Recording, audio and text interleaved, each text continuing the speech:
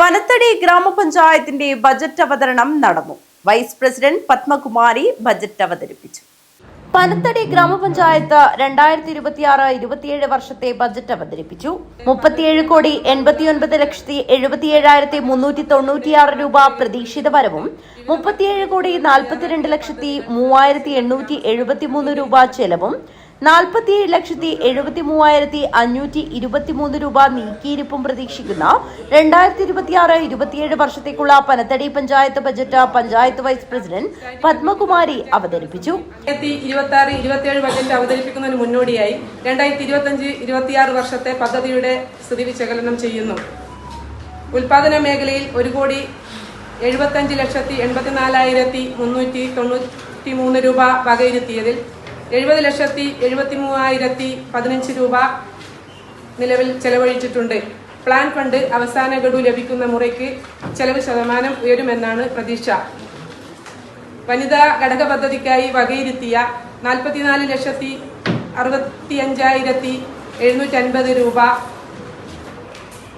രൂപയിൽ 2,54,160 രൂപ നിലവിൽ ചെലവ് വന്നിട്ടുണ്ട്. സ്വയം തൊഴിൽ സംരംഭങ്ങൾ വായ്പാ ബന്ധിതമായതിനാൽ ഗുണഭോക്താക്കൾ കടന്നുവരാൻ മടിക്കുന്ന സാഹചര്യം നിലവിലുണ്ട്. കൃഷി, മൃഗസംരക്ഷണം, ക്ഷീരവികസനം, സ്വയം തൊഴിൽ എന്നിവ അടങ്ങിയ ഉൽപാദക മേഖലയ്ക്കായി 1,01,03,000 രൂപ വകയിരുത്തി. ലൈഫ് PMAY ഭവന പദ്ധതിക്കായി 5 കോടി രൂപ നീക്കിവെച്ചു.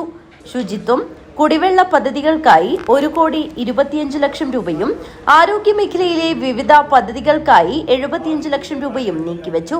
വനിതാക്ഷേമ പദ്ധതികൾക്കായി 35 ലക്ഷം രൂപയും വയോജന ക്ഷേമത്തിനായി 33,67,100 രൂപയും ഭിന്നശേഷി വിഭാഗക്കാർക്കായി 21 ലക്ഷവും വകയിരുത്തി.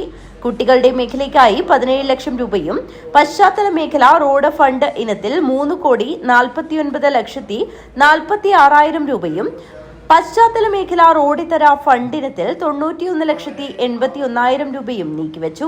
പഞ്ചായത്തിലെ ടൂറിസം മേഖലയുടെ വികസനത്തിനായി പാണത്തൂർ ടൗൺ സൗന്ദര്യവൽക്കരണത്തിന് 2 ലക്ഷം രൂപയും ടൂറിസ്റ്റ് മേഖലയുടെ വിവിധ ഡെസ്റ്റിനേഷനുകൾ കണ്ടെത്തി DPR തയ്യാറാക്കുന്നതിനായി 2 ലക്ഷം രൂപയും നീക്കിവെച്ചു.